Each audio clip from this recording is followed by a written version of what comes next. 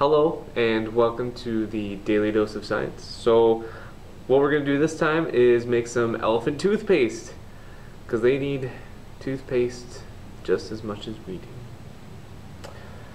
So for this, what we're going to do is take some soap.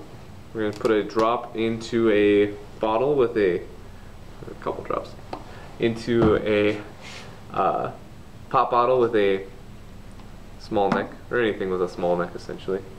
We're going to take some hydrogen peroxide, and it's supposed to be 6%, but I only have 3%, so that's what I'm going to use. So I'll put a little bit of that in there.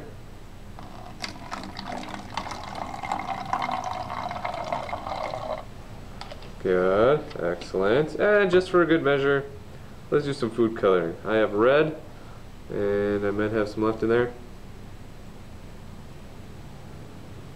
Right, come on. There we go. Alright. So that's red. Good.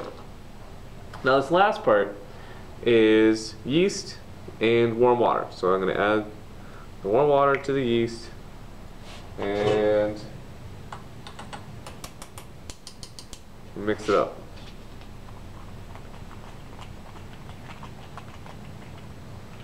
Do.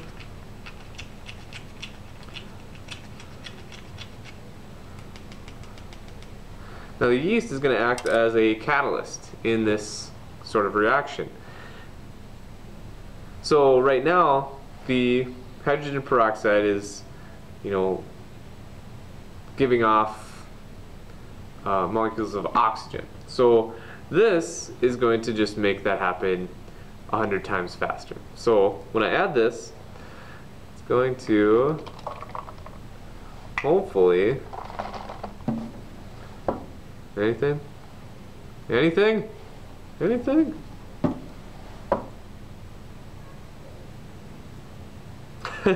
Slowly but surely, something is happening. Should I add more peroxide? That's going to happen.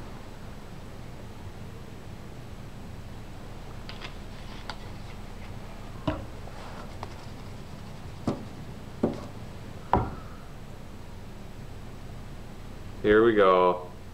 Elephant toothpaste. Yep.